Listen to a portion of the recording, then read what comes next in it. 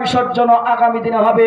তার জন্য এলাকার মানুষ, শুভবুদ্ধি সম্পন্ন মানুষ, আপনারা তৈরি থাকবেন এবং এলাকায় যে তৃণমূলের নেতৃত্বে দুর্নীতি হয়েছে, চোরেদের যে রাজত্ব চলছে, সেই রাজত্বকে উৎখাত করতে হবে।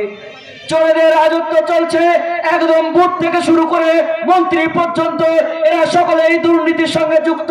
কেউ চাকরি বিক্রির টাকা খায়, কেউ গরু পাচারের টাকা খায়, কেউ নারী পাচারের টাকা খায়, কেউ বালি পাচারের টাকা খায়, কেউ 100 দিনের কাজের টাকা খায়, কেউ ঘরের টাকা চুরি করে খায়। তাই এই দলটা আজকে চুরির জন্য চলছে। এই দলটা, সমস্ত দলটাই আজকে দুর্নীতির সঙ্গে নিমজ্জিত হয়ে গেছে।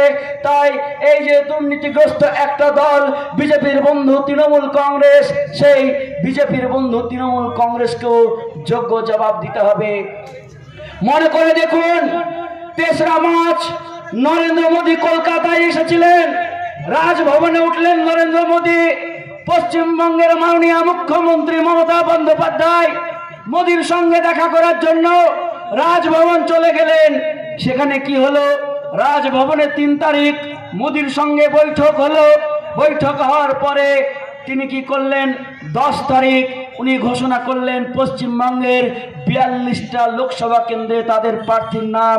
অদ্ভুতভাবে লক্ষ্য করলাম, নরেন্দ্র মোদীর রাজ্য গুজরাট থেকে নরেন্দ্র মোদীর পাঠানো প্রার্থী ইউসুফ পাঠানকে বহরমপুর লোকসভা কেন্দ্রে নরেন্দ্র মোদীর কথা মতো মমতা ব্যানার্জি বহরমপুর লোকসভায় ইউসুফ পাঠানকে প্রার্থী করলেন। বিজেপির বন্ধু মমতা ব্যানার্জি, বিজেপির দালাল মমতা ব্যানার্জি আজকে সংখ্যালঘু এলাকায় গিয়ে মিথ্যা অপপ্রচার করা হচ্ছে।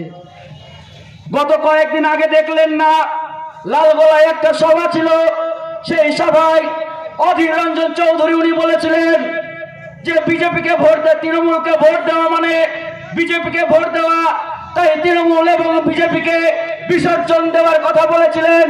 কিন্তু একটা মিথ্যা ভিডিও ছড়ে সেখানে দেখাচ্ছে যে অধীর চৌধুরী বিজেপিকে ভোট দেওয়ার কথা বলেছে।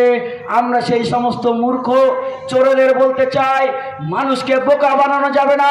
তৃণমূলের ভাইপো চোর এলাকায় এলাকায় বলে বেড়াচ্ছে অধীর চৌধুরী নাকি বিজেপির ভোট চেয়েছে। লজ্জা লাগে না মিথ্যা কথা বলতে? চোরের মায়ের বড় গলা। আজকে সিবিআইডির হাত থেকে বাঁচার জন্য বিজেপির কোলে ঘুমিয়ে রয়েছে ওই অভিষেক ব্যানার্জি। লজ্জা লাগে না তোমার? জেনে রাখবেন, তৃণমূল দলটাই পরিচালিত হচ্ছে বিজেপির দ্বারা। আজকে ভারতবর্ষের পার্লামেন্টে বিজেপির বিরুদ্ধে যিনি লড়াই করেন তার নাম অধীর রঞ্জন চৌধুরী। ভারতবর্ষের পার্লামেন্টে বিজেপির বিরুদ্ধে, নরেন্দ্র মোদী অমিত শাহের বিরুদ্ধে যিনি লড়াই করেন তার নাম মোহাম্মদ সেলিম। আর অপরদিকে যিনি এখানকার প্রার্থী আছেন আবু তাহের খান। সেই আবু তাহের খান সম্পর্কে বলি, আমার বাড়ি বেলডাঙ্গা। সেই বেলডাঙ্গা এলাকার 4টে অঞ্চল নওদা বিধানসভা কেন্দ্রের অঞ্চল।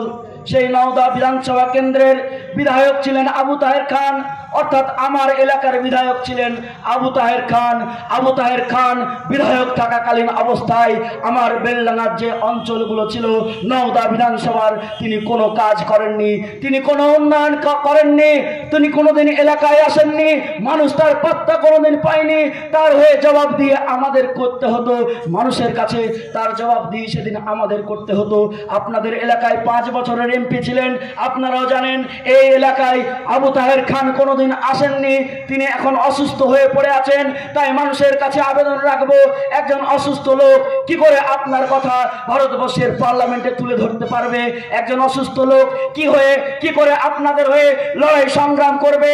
তাই তার সুস্থতা কামনা করে বলবো যে আগামী যে নির্বাচন হবে 7ই মে যে নির্বাচন, সেই নির্বাচনে আপনাদের হয়ে যিনি লড়াই করবেন ভারতবর্ষের পার্লামেন্টে, ওই নরেন্দ্র মোদী অমিত শাহের বিরুদ্ধে যিনি লড়াই করবেন মোহাম্মদ সেলিম, সেই মোহাম্মদ সেলিমকে আপনারা বিপুল ভোটে জয়যুক্ত করাবেন। এই আশা আকাঙ্ক্ষা রেখে আমার বক্তব্য শেষ করছি। জয় হিন্দ, বন্দে মাতরম।